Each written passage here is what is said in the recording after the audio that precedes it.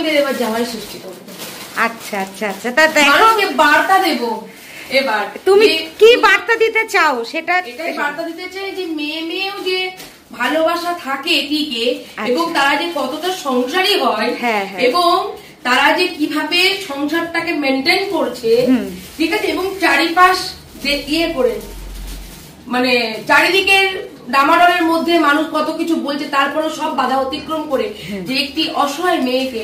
যে এইভাবে যে বৈশাখী বিয়ে করে কত সুন্দরভাবে রেখেছে, এটাই হলো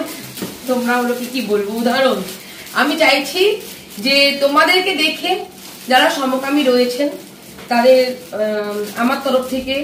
যারা, আচ্ছা তুমি যারা ধরো মানছে না তাদের ফ্যামিলি সম্বন্ধে তুমি কি বলতে চাও? যারা মানছে না তাদের ফ্যামিলি সম্বন্ধে এটাই বলতে চাই, দেখুন ভালোবাসায় যেমন কোনো ধর্ম নেই, ভালোবাসার যেমন কোনো বয়স নেই, ভালোবাসায় হলো কি কে ছেলে ছেলে ভালোবাসবে না, মেয়ে মেয়ে ভালোবাসবে সেসব না, ভালোবাসার কোনো কিছুই নেই, লিঙ্গ ভালোবাসায় নয়, ঠিক আছে। আমি মনে করি যে একটা মেয়ে মেয়েকে ভালোবাসতে পারে, একটা বৃদ্ধা বা বৃদ্ধ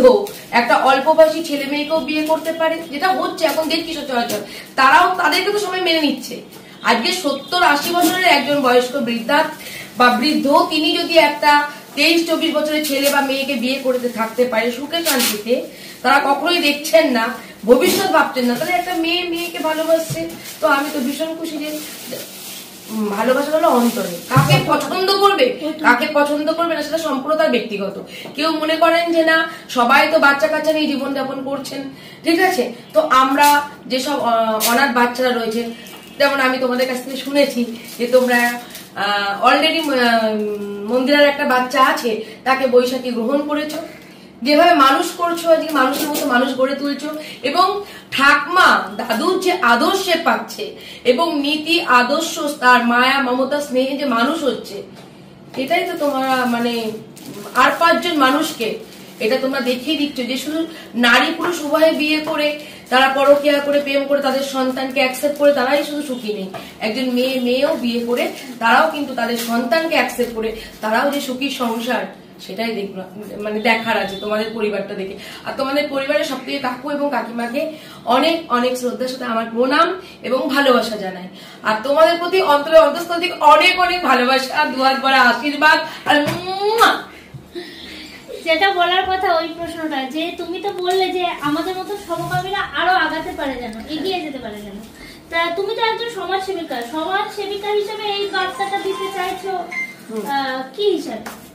সমাজসেবিকা হিসেবে এই বার্তাটা দিতে চাইছো যে সমকামীরা, সবথেকে বড় কথা হলো কি যেহেতু তুমি জনতার পাশে দাঁড়াও, আমি যদি সমাজকর্মী, সেহেতু আমার কাছে এরকম অনেক মানুষ মানে মানুষের প্রবলেম আসে, এবং তাদের বেশিরভাগ অভিভাবকরা তারা আসেন, কারণ একজন মেয়ে তার মেয়ে আরেকজন মেয়েকে ভালোবাসছে এবং তারা সংসার করছে, ঠিক আছে, লিভিং এ রয়েছে, সেটা তাদের বাড়ি থেকে অ্যাকসেপ্ট করছে না, এবার তারা কি চাইছে যে না আমার মেয়ে আরেকজন মেয়েকে ভালোবেসে সংসার করবে কেন, এটা তো কোনো সমাজ মেনে নেবে না। তাহলে আমার মেয়েকে পড়াশোনা করে শিক্ষিত করে বড় করছি, তার মানে আমার মেয়ে একটা ছেলের সাথে পুরুষের সাথে বিয়ে দেবো, কিন্তু তার যে সন্তান বা ওনাদের যে সন্তান তিনি চাইছেন আমি একটা মেয়েকে ভালোবেসে থাকবো,